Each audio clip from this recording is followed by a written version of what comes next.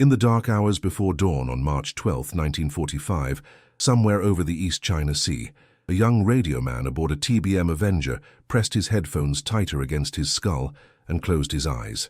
Through the hiss and crackle of ocean noise, he was listening for something that wasn't supposed to be there, a whisper of machinery, the faint rhythmic pulse of a screw turning through water 30 fathoms below. The pilot held the aircraft steady at 800 feet. The navigator checked bearings against 3 floating sensors, bobbing in the black water behind them, and nobody spoke. This was the new warfare, the silent hunt, and it was about to change everything. Before we dive deeper into this story of technology, tension, and a legend that would echo through naval intelligence briefings for decades, the claim that American forces hunted down 38 Japanese submarines in just 3 Pacific weeks. Make sure you're subscribed to this channel, because the stories we uncover here don't just recount history, they pull you inside the cockpits, the control rooms, and the moments where technology and human will collided in ways that shaped the world we live in today. The legend itself is slippery, like oil spreading across salt water. 38 submarines in 3 weeks, the number circulated in wardrooms, in after-action reports filed in haste, in the proud claims of escort carrier groups operating off Okinawa and the Ryukyus during the spring offensive of 1945. It was a number that captured imaginations, a statistic that suggested the Imperial Japanese Navy's undersea fleet had been practically erased from a theater in the span of less than a month. But legends, especially in war, are built on adrenaline, incomplete information, and the fog that settles over any battlefield, or in this case, any sea lane patrolled by aircraft that never saw their targets with naked eyes. When the Joint Army-Navy Assessment Committee sat down after the war to reconcile American claims with captured Japanese records, survivor testimonies, and hard evidence like photographed debris fields, the number shrank. Not all 38 kills were confirmed. Some submarines reported sunk had limped home. Others had been lost to mines, to operational accidents, to causes unrelated to the silent triad of technologies we're about to explore. But here's the thing. Whether the true count was 38, 22, or 15 verified kills in that compressed time frame, the transformation was real. American anti-submarine warfare in the Pacific had evolved from depth charge saturation and active sonar pinging, methods that announced your presence to every enemy boat within miles, to something far more insidious. A method that turned the ocean itself into a listening post, that let hunters close on prey without a sound, that delivered death from an acoustic torpedo the Japanese couldn't hear coming until it was locking onto the noise of their own desperate evasion. This is the story of that transformation, of the Sonar, the magnetic anomaly detector, and the Mark 24 mine, codenamed Fido, and how they created a barrier of silence through which very few Japanese submarines passed alive. By early 1944, the Pacific submarine war had reached a brutal equilibrium. American boats were strangling Japan's supply lines, sinking tankers and transports faster than they could be replaced. But Japanese submarines still posed a lethal threat to the invasion fleets, gathering for the island-hopping campaign that would take MacArthur and Nimitz to the Philippines, Iwo Jima, and eventually Okinawa. The problem was detection. Destroyers and destroyer escorts could hunt subs with sonar, yes, but active sonar was a double-edged sword. You pinged, the submarine heard you, and if its skipper was skilled and his boat was quiet, he could slip away, dive deep, rig for silent running, and wait you out. Surface ships were also slow to cover the vast expanses of ocean where invasion convoys had to pass. What the Navy needed was aerial coverage, persistent patrols that could saturate hundreds of square miles, and a way to detect submerged contacts without giving away the hunter's position. Enter the escort carrier, the CVE, those small, unglamorous flat tops built on merchant hulls and derided as combustible, vulnerable and expendable by their own crews. But CVEs had one advantage. They could put aircraft over water for hours at a time, and by mid-1944, those aircraft, primarily the Grumman TBM Avenger, a torpedo bomber redesigned for anti-submarine work, were carrying a piece of technology that would rewrite the rulebook. The ANCRT-1 Sonar, a cylindrical canister about 3 feet long and 5 inches in diameter, packed with a hydrophone, a radio transmitter, a battery, and just enough buoyancy to float upright with its listening element dangling 30 feet below the surface. Drop a pattern of these buoys from an aircraft, and suddenly you had a distributed acoustic net, a passive array that could hear a submarine's propeller. its diesel engines if it was snorkeling, even the hum of its electric motors if the sea was calm and the buoy was close enough. The buoys transmitted what they heard on different radio frequencies back to the aircraft, where a radio man, often a kid barely out of his teens, wore headphones and listened, adjusting volume and tuning, trying to pick out the signature of man-made machinery from the symphony of biologics, wave action, and thermal layer distortions that filled the ocean with noise. It was an art, as much as a science. The radio man had to know what a submarine sounded like. The rhythmic chop of a screw, the whine of reduction gears, the diesel rattle if the boat was charging batteries on the surface at night. He had to recognize the difference between a merchant ship, a whale, a school of fish, and the quarry.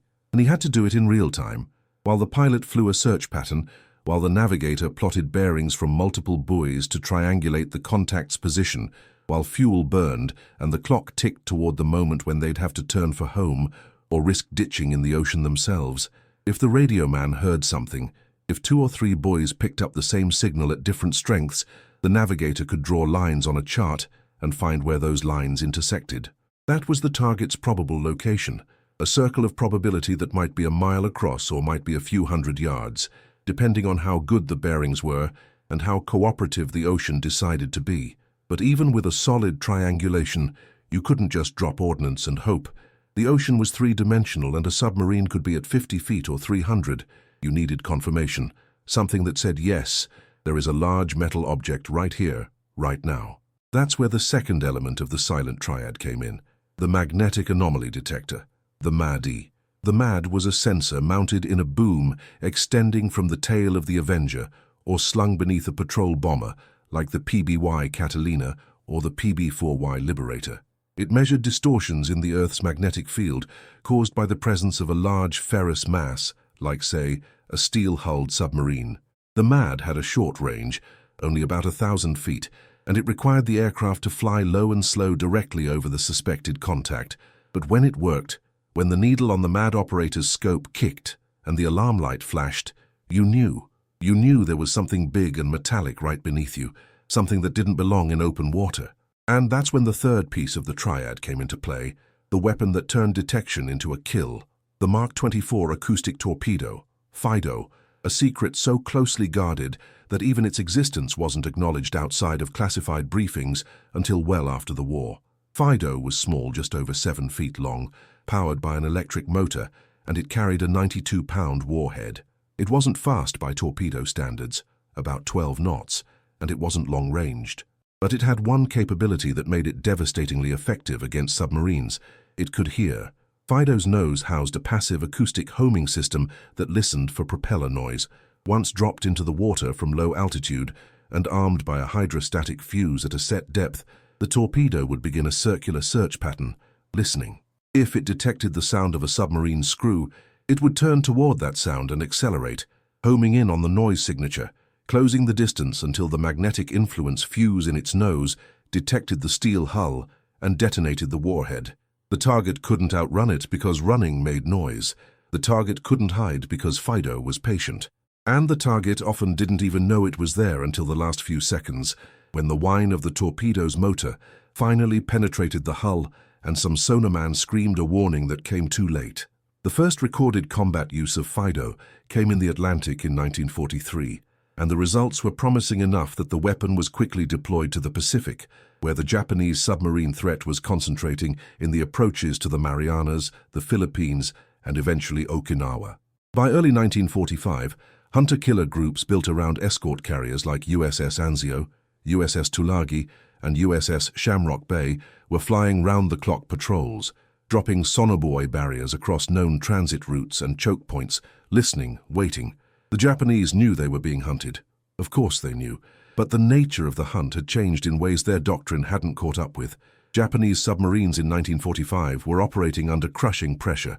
Fuel was scarce, spare parts were scarcer, and the experienced skippers who had terrorized Allied shipping in 1942 were mostly dead, replaced by younger, less seasoned officers thrust into command of boats that were aging, under-maintained, and tasked with increasingly desperate missions.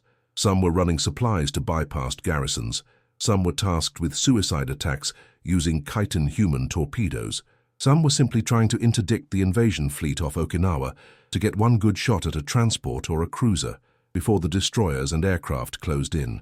Their boats, I-class fleet submarines, and the smaller RO class, had rudimentary sonar, mostly passive listening gear that could detect surface ships but struggled with aircraft, and they had no radar warning receivers sophisticated enough to pick up the microwave emissions from American search radars. Their doctrine emphasized stealth, running submerged by day and surfacing at night to charge batteries and make speed, but that doctrine assumed the enemy was relying on visual sightings and active sonar. It didn't account for an enemy who could drop a line of listening devices across your path and wait for you to make noise simply by existing.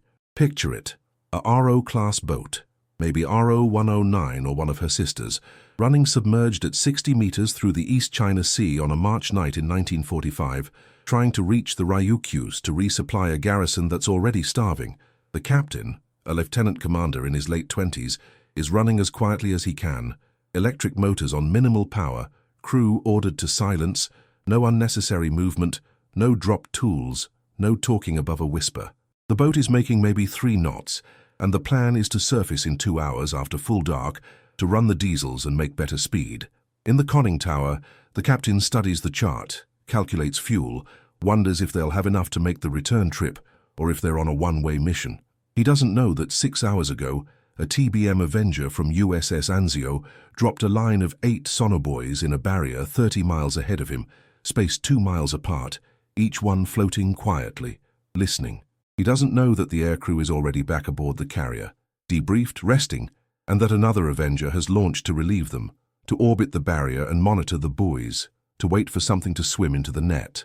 The radio man aboard that second Avenger is listening to 4 frequencies simultaneously, or trying to, his ears attuned to the specific sounds of submarine machinery, and at 2147 hours local time, he hears it. Her faint rhythmic pulse on buoy number 3, low frequency, consistent with electric motor noise. He keys the intercom. Possible contact, buoy 3. The pilot banks toward the coordinates. The navigator is already plotting. 2 minutes later, buoy 4 picks up the same signal, stronger. Then buoy 5. The navigator draws lines, finds the intersection. The pilot throttles back, descends to 500 feet, lines up on the bearing. The mad operator in the back watches his scope, sees nothing yet. They're still too far out. The pilot creeps forward, following the navigator's directions. 1 mile, half a mile, quarter mile, and then the mad needle swings hard right, and the light flashes red. Contact. Confirmed. The pilot climbs immediately to 800 feet, circles once to verify position, then makes his run. The Avenger comes in low and slow, and at precisely the calculated point, the bombardier, actually the navigator pulling double duty, releases the Fido. The torpedo falls away, hits the water with a splash that the crew of RO-109 never hears, and sinks to its arming depth. The Avenger climbs and circles, radio silent, everyone aboard holding their breath. Down below, RO-109 continues on course unaware. The captain is thinking about the surface run, about whether the weather will hold, about whether American destroyers are patrolling the area.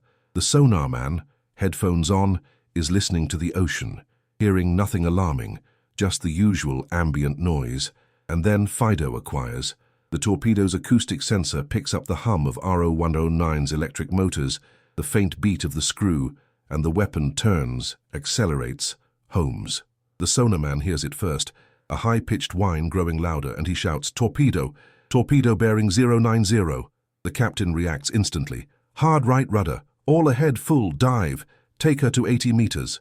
But Fido is closing at 12 knots, and RO-109 is only making 3, and accelerating to full speed makes more noise, which makes the torpedo's lock stronger. 20 seconds, 15, 10. The crew braces, some pray, some curse, some just close their eyes. The explosion, when it comes, is a hammer blow amidships, rupturing the pressure hull, flooding the engine room and the aft torpedo compartment in seconds. The lights go out. The boat shudders, tilts, begins sinking stern first. Emergency lighting flickers on. The captain orders the forward compartment sealed, tries to blow ballast, but the compressed air lines are ruptured. The boat is going down. Some men escape through the forward hatch as the hull breaks apart under pressure at 120 meters. Most don't. On the surface, the Avenger crew sees nothing at first, then a patch of oil, spreading, glinting in the moonlight. The pilot radios the carrier. Probable kill. Debris observed, returning to base. The radio man, the kid who heard the first contact, stares down at the oil slick and wonders if there were survivors. He'll wonder that for the rest of his life. Multiply that scenario by dozens of boats, dozens of missions, across the spring and early summer of 1945, and you start to understand why the number 38 gained currency. Every contact that resulted in a FIDO drop, every oil slick, every debris field photographed from the air was claimed as a kill. Some were, some weren't. The problem with submarine warfare is that confirmation is hard. A submarine sinks in deep water, and unless you recover wreckage or survivors, you're making an educated guess based on circumstantial evidence. Oil could be a ruptured tank vented deliberately as a decoy. Debris could be jettisoned gear. And Japanese submarines, like all submarines, were designed to be hard to kill, with compartmentalized hulls and crews trained to damage control their way through flooding and fire. Some boats that were attacked by FIDO survived. RO-56, for instance, was attacked off Okinawa in April 1945, took damage from a near miss, lost the ability to dive, but managed to surface run at night back to Japan for repairs. She was claimed as sunk by the attacking aircraft, added to the tally, but she showed up in Japanese naval records as operational until August, when she was scuttled after the surrender. Cases like that were why JANAC, the Joint Army-Navy Assessment Committee, spent years after the war cross-referencing claims with Japanese records, survivor accounts, and physical evidence. The final assessment credited American forces with sinking around 55 Japanese submarines in 1945 across all theaters and all causes: aircraft, surface ships, other submarines, mines. Of those, perhaps 20 to 25 were in the Okinawa and surrounding waters during the March to June timeframe, and a significant fraction of those were directly attributable to the Sonobuoy-MAD FIDO combination employed by CVE aircraft.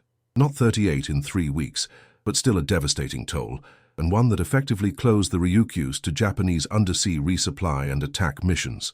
The Japanese tried to adapt. Some boats began running deeper during daylight, below the thermocline where sonar performance degraded and where MAD couldn't reach them. But running deep meant running slowly, meant longer exposure time in contested waters, meant burning battery life that couldn't be easily replenished because surfacing was suicide. Some boats experimented with crude acoustic decoys, canisters that released bubbles or made noise when deployed, hoping to draw FIDO away from the real target. These had limited success. The acoustic signature of bubbles or a mechanical noisemaker didn't match the specific frequency and rhythm profile that FIDO was tuned to seek, and the torpedo's homing logic, though primitive by later standards, was sophisticated enough to ignore most false targets. Some boats tried radical maneuvers, crash diving to extreme depth or executing a knuckle turn while rigging for silent running, hoping the sudden loss of propeller noise would confuse the torpedo into searching in the wrong direction. Occasionally that worked. More often it didn't, because FIDO's search pattern was wide enough to reacquire, and the boat couldn't stay silent forever. Eventually it had to move, had to make noise, and FIDO would hear it. The psychological effect was perhaps worse than the physical toll. Japanese submarine crews began operating under the assumption that the Americans could detect them any time, anywhere, that there was no such thing as true stealth, that every transit was a roll of the dice. Morale, already strained by fuel shortages and the knowledge that the war was lost, cratered. Some boats returned from patrol with crews on the edge of mutiny. Some didn't return at all.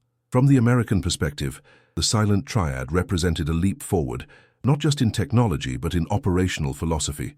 Instead of hunting submarines reactively, responding to sightings or attacks, the CVE groups could establish proactive barriers, choke points where they knew Japanese boats had to pass and simply wait. The barrier concept was devastatingly effective. A line of sonar buoys, refreshed every 12 hours as the buoys' batteries died, created a detection fence that stretched for miles. Japanese boats running submerged couldn't see the buoys, couldn't detect them, couldn't avoid them. They swam into the net, made noise and triggered the hunt. The TBM Avenger proved to be the perfect platform for this mission. It was big enough to carry the sonar buoys, the MAD gear, the FIDO torpedoes, and enough fuel for patrols lasting 6 to 8 hours. It was slow enough and stable enough for precision MAD runs, and it was common enough that CVEs could embark squadrons of 12 to 18 Avengers, maintaining continuous patrols day and night. The flight crews became specialists, developing a hunter's intuition for reading sonobuoy data, for distinguishing between biologics and machinery, for timing the mad run to catch the submarine at the shallowest point in its operating depth. Some crews became legendary. The pilot-navigator radioman team aboard Avenger 3 Baker 12 from USS Shamrock Bay, for instance, was credited with 4 confirmed kills in 2 months, a record that earned them a Presidential Unit citation and a reputation as submarine killers. But it wasn't just skill. It was persistence, patience, and the willingness to fly hours of uneventful patrol on the slim chance that one of the buoys would wake up with a contact. The longer-range patrol bombers, the PBY Catalinas and the PB-4Y Liberators, played a complementary role. They couldn't land on a carrier, so they operated from forward island bases like Iwo Jima and Saipan, flying missions that lasted 12, 14, sometimes 16 hours, covering the longer transit routes between Japan and the southern islands. These aircraft carried larger sonobuoy loads, more FIDOs, and often a crew of 9 or 10, including dedicated sonar operators and mad technicians. They flew at night, navigating by dead reckoning and radar, dropping barriers in the darkness and waiting for dawn to prosecute any contacts. The psychological strain on these crews was immense. Imagine flying for 10 hours over open ocean, in the dark, in an aircraft that was slow and vulnerable, knowing that one engine failure or one navigation error could leave you ditching in enemy-controlled waters with no hope of rescue. And yet they did it, night after night, because the mission demanded it, because the submarines had to be stopped, because every boat they sank was one less threat to the transports carrying Marines and soldiers to the next beachhead. There was a ritual to it, a rhythm. Take off at dusk, climb to patrol altitude, fly to the barrier area, drop the buoys, orbit, listen. Hours of silence, broken only by the drone of engines and the crackle of static in the headphones, coffee from a thermos, a sandwich passed forward from the galley, the navigator updating the chart, marking time and fuel, the radio man adjusting frequencies, checking each buoy, hearing nothing, hearing waves, hearing biologics, hearing nothing. And then suddenly contact, the adrenaline surge, the controlled urgency as the crew shifted from waiting to hunting, bearings, triangulation, mad run, confirmation, weapon release, the long minutes of circling, waiting for the explosion or the debris field, the radio call to base, the flight home in the pre-dawn light, exhausted, exhilarated, or sometimes just numb, depending on whether it was the first kill or the 5th. The destroyer escorts, the DEs, were part of the network too, often working in concert with the aircraft. A CVE hunter-killer group typically included 3 or 4 DEs, small but capable warships designed specifically for anti-submarine work. They carried depth charges, ahead-throwing hedgehog mortars, and increasingly sophisticated sonar, but their real value was in their ability to respond to contacts developed by aircraft and to prosecute them to the bitter end. An Avenger could detect a submarine, confirm it with MAD, drop a FIDO and observe results, but if the FIDO missed, or if the submarine survived and went deep, the aircraft couldn't follow. The Ds could. They'd race to the contact area, guided by radio from the aircraft, and commence a depth charge attack saturating the probable location with explosives until the submarine surfaced, broke apart, or was confirmed dead by the cessation of all propeller noise and the appearance of heavy debris. This coordination between air and surface assets was another innovation of the late-war Pacific ASW campaign, a recognition that no single platform could do the job alone, that the network was stronger than any individual node. It required communication, trust, and a shared tactical picture that was built from sonobuoy data, radar plots, and visual sightings stitched together by radio and later by combat information center plots aboard the CVEs. In essence, the Americans were building the prototype of modern networked warfare, where sensors, shooters, and command nodes were distributed across a battle space and linked by real-time communication. The Japanese, operating largely in isolation, with boats that couldn't communicate reliably with each other or with shore commands once submerged, were at a profound disadvantage. By June 1945, the statistical evidence was undeniable. Japanese submarine activity in the Ryukyus and Okinawa waters had collapsed. Patrols that once numbered dozens per month were down to single digits. Resupply missions to isolated garrisons were abandoned. The few boats that attempted to penetrate the American defensive perimeter were either sunk or forced to abort. The silent triad had worked. The barrier concept had worked. And the lesson wasn't lost on American naval planners already thinking about the next war, the war that would come against the Soviet Union and its growing submarine fleet. The technologies and tactics developed in the Pacific in 1945 would evolve into the systems that defined Cold War anti-submarine warfare. The long-range passive sonobuoy lines of the SOSUS network strung across the Atlantic and Pacific to listen for Soviet boats transiting from their bases. The magnetic anomaly detectors refined and mounted on P-3 Orions and S-3 Vikings. The acoustic homing torpedoes that became the Mark 44, the Mark 46, and eventually the Mark 50, each generation more. Sophisticated, longer-ranged, and deadlier than the last. The concept of the hunter-killer group, the coordinated air-surface team hunting submarines, would become doctrine, practiced in exercises and deployments for the next 50 years.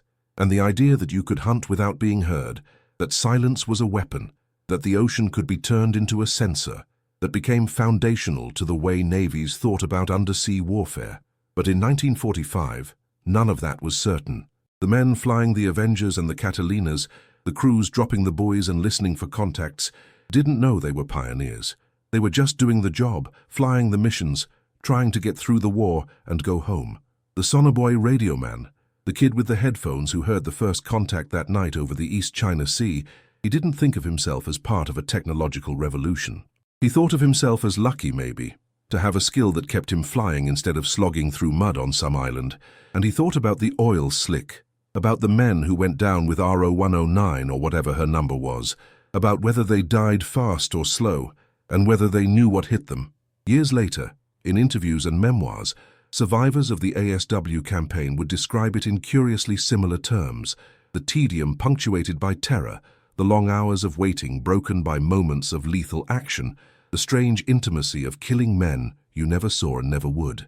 It was cleaner than most warfare, in the sense that there was no close combat, no blood on your hands, just electronics and acoustics, and the abstract geometry of triangulation and homing.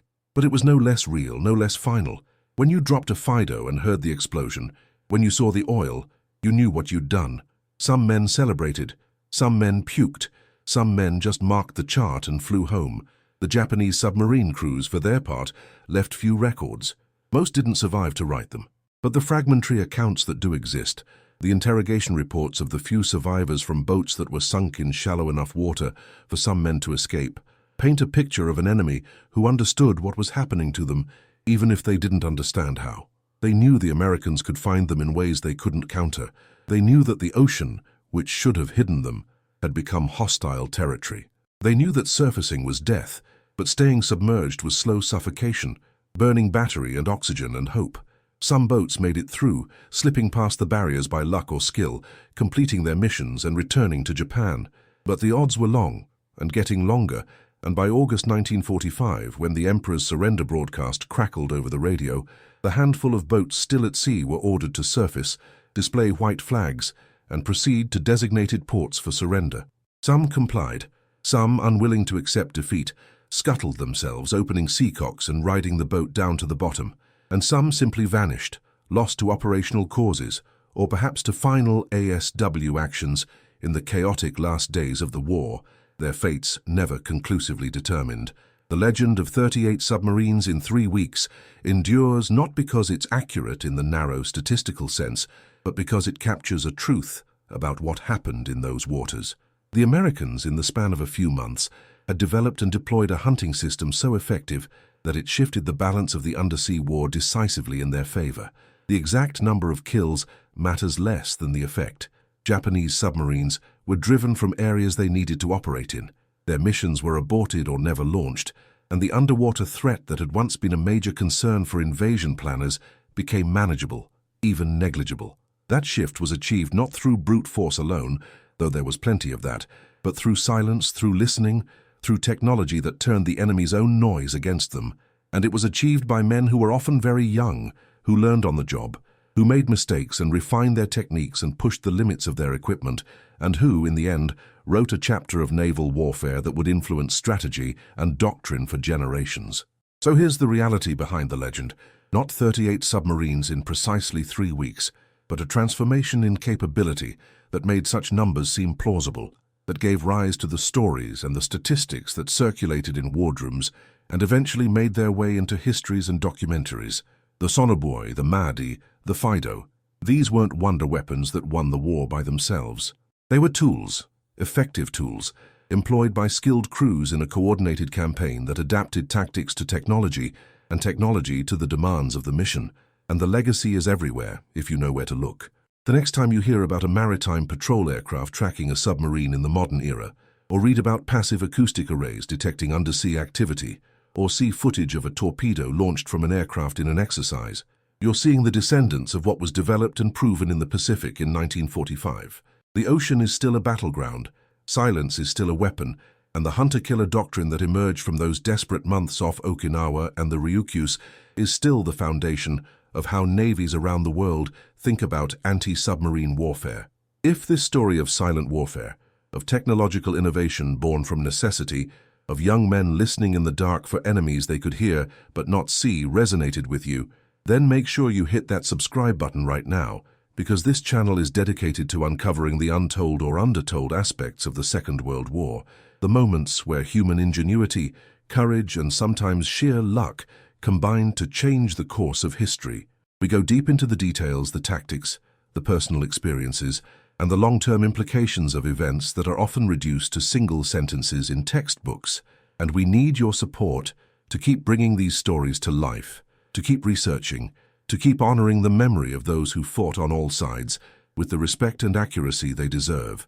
So subscribe, hit the notification bell, and join us as we continue exploring the war that shaped the modern world, one story at a time.